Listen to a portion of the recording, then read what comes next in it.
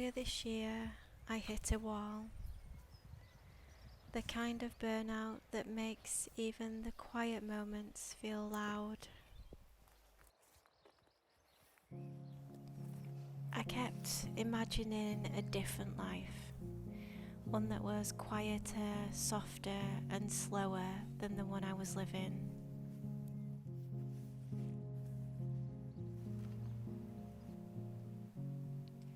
I didn't know what I needed, but I knew that being closer to nature really helped. So I added my name to the allotment waiting list, and it came to the top within a few weeks, much faster than I expected. So with a little bit of help, I started work. This path was the wonkiest path I've ever seen, so we decided to lift everything and start again. Morons. It's taking over. Oh, look at that!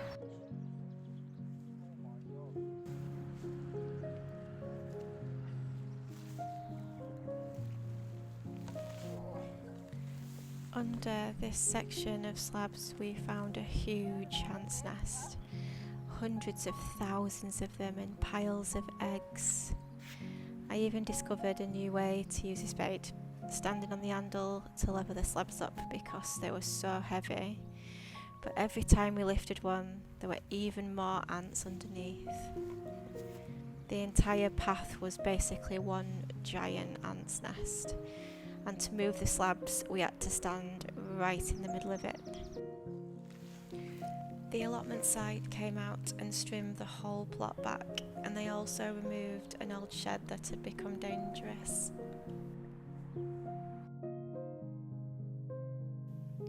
This allotment has a past. People have tried here and people have walked away. Even my neighbour of 15 years says the weeds are still a battle. I didn't plan on raised beds. I didn't plan on plastic. But this plot changed my plans, and I needed to respect my body, which is still recovering. We basically won the weed lottery. Brambles, nettles, thistles, docks, and their evil siblings, couchgrass, marestail and bindweed. I covered the back section of the plot with damp-proof membrane. Normal weed membrane would have let in too much light, especially for the brambles. So every visit, my first job was to repin the sheets until we finally got them properly secured. This was the plot by the end of the first week. Not pretty, but it was a start. The whole space runs 44 metres long, so by covering the back section and leaving it for 12 months, by then the brambles will be much weaker and hopefully far easier to dig out. By working in small sections, hopefully this space won't become overwhelming.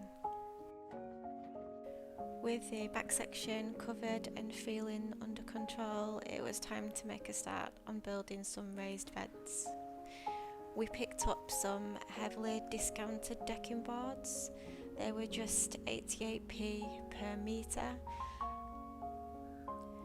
They had some imperfections, some of them weren't quite straight, which meant they weren't ideal for decking boards, but they were absolutely perfect for my new raised beds. The length of the decking boards was 2.4 metres, so we decided to make all our beds 2.4 metres by 1.2 metres. We've been saving as much cardboard as we possibly can. Simon's even been bringing cardboard home from work, partly so we can try no dig, but also because it's a brilliant brown for composting. We can't afford to buy all the compost we'd need to fill this space, so the plan is to make as much as we can ourselves.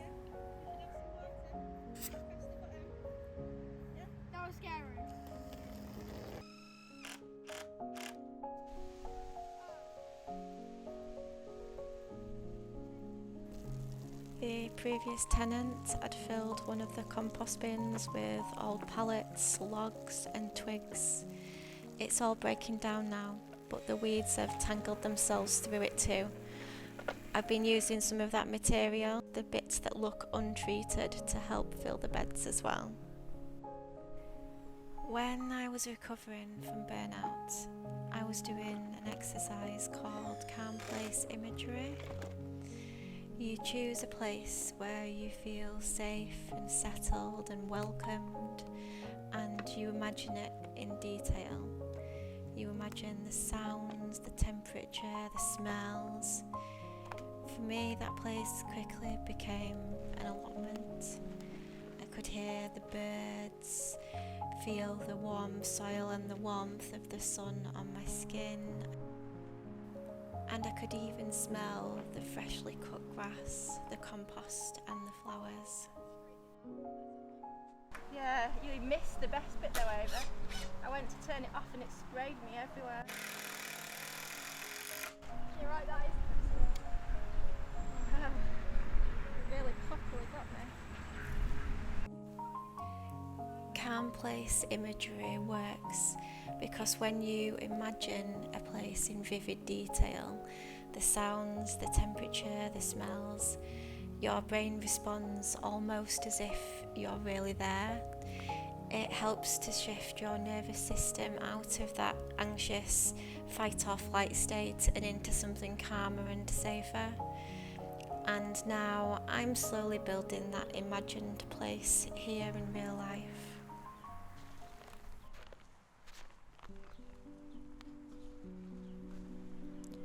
At the back of the plot, I decided to try planting straight through the damp-proof membrane. I've cut little holes for squash and courgettes. The soil underneath is really tangled with perennial weed roots, so these might struggle, but it feels worth giving them a chance and seeing what happens.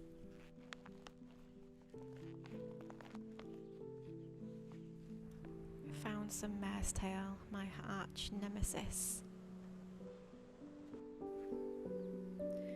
My camera battery gave up just as I was finishing planting the squash, but this is what they look like a few weeks later. Cutting holes in the damp-proof membrane has let the weeds run riot, but the squash seems to be coping surprisingly well.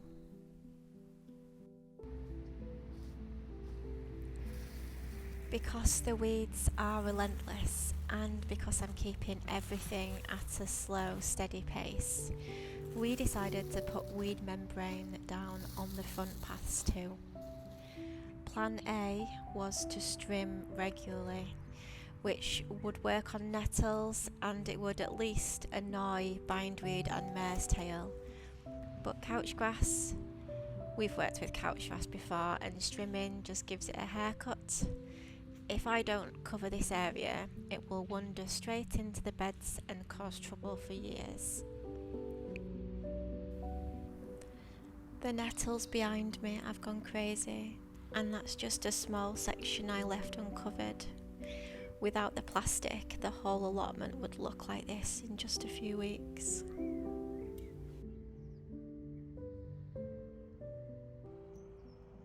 We had a fire to clear some of the wood. A lot of the pieces we discovered had woodworm living in them, so the fire was the easiest way to deal with our unexpected guests. It's very satisfying to transform a bed from what you see on the right to what you see on the left. This one's planted with sprouts and kale, slowly finding their place. This is the allotment as it is now, a patchwork of progress, patience and possibility. It's not finished, but it's becoming, and as it grows, it's slowly becoming the calm place I imagined when I needed it most.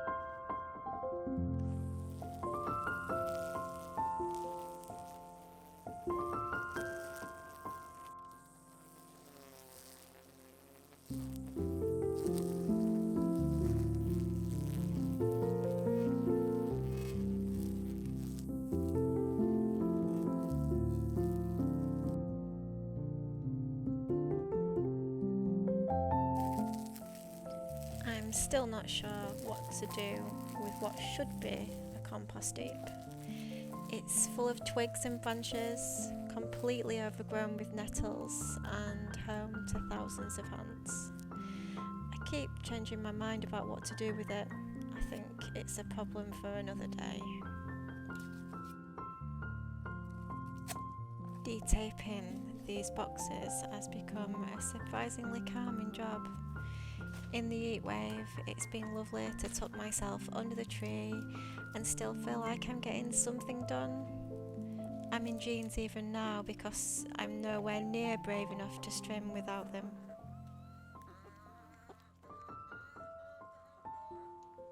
What's the matter? Delta? What's that noise?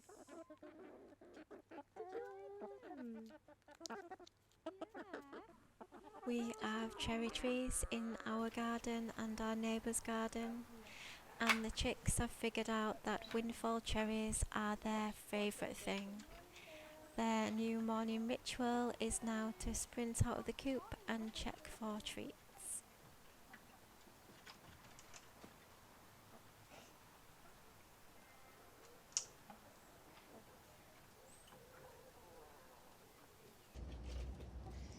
The heat wave made it really hard to keep on top of the chicks' water. I hated the thought of them running out in that kind of weather.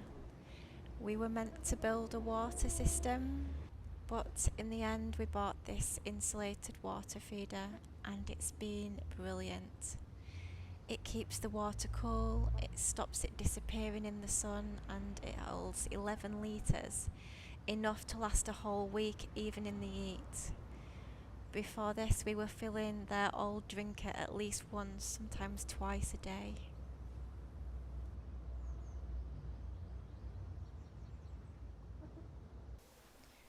We also fitted a cleat hook to hold the chick's door open. One day we'd love a fancy automatic door, but for now this little hook is doing a great job.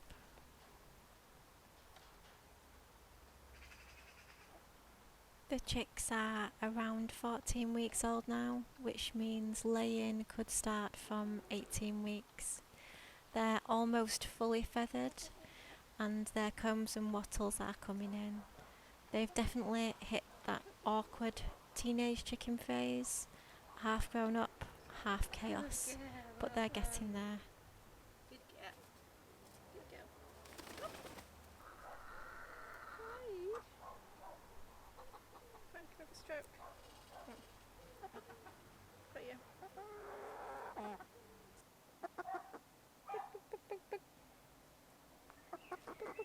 This is Delta. She's the one with the wild hair. We're pretty sure she's the boss of everyone. Please stop. Me.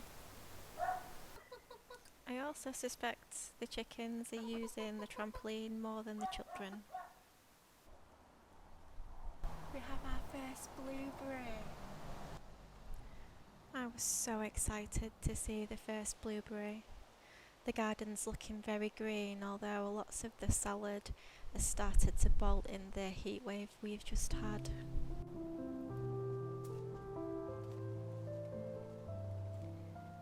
The green beans have come through now.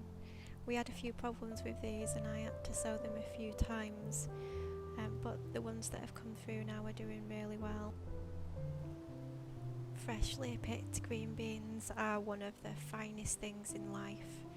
I really can't wait for our first harvest.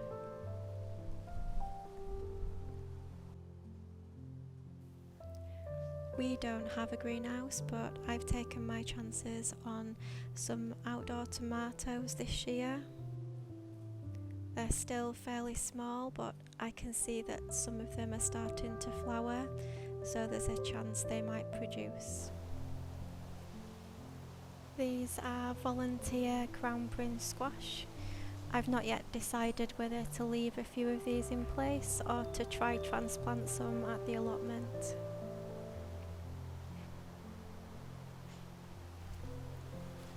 I'm really impressed with this bed. This is the first time I've grown celery and celeriac, although I can't remember which one's which. We've also started to build a fence, although it doesn't have a gate yet, so this is the rather unladylike way we have to get into the back garden. It seems to be deterring the chicks from exploring and eating all our veg, so it's a winner.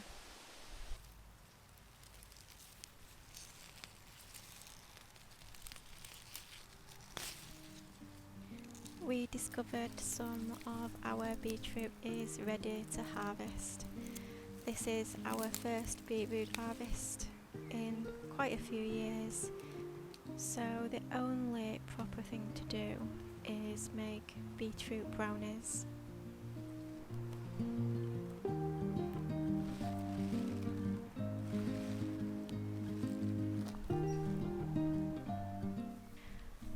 I love this part of the season, pulling up the beetroots and seeing how each variety has taken shape. I've sown 2 different varieties here, Boltardi, which is a dependable classic variety with such a beautiful deep colour. It's my first time growing the second variety called Georgia. It looks very similar from the outside, but inside there's a lovely surprise.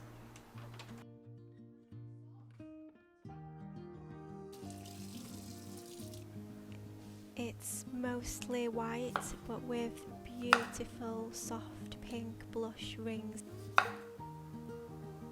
I roasted the beetroot to really bring out the flavour and the colour before pureeing it and adding it to a brownie mix.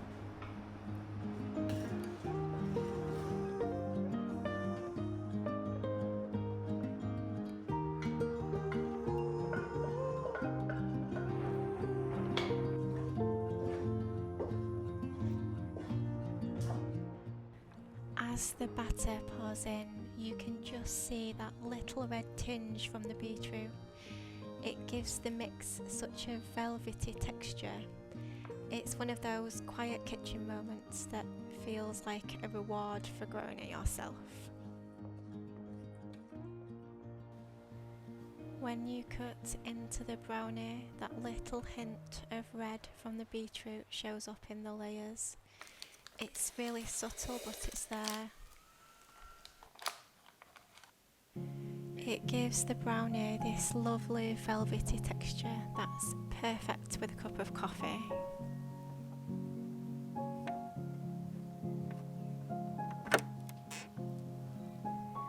The brownies are done, the kitchen's quiet, so I head out to the coop to check on the chicks and lock them away for the night. They always put themselves to bed so naturally, they just know.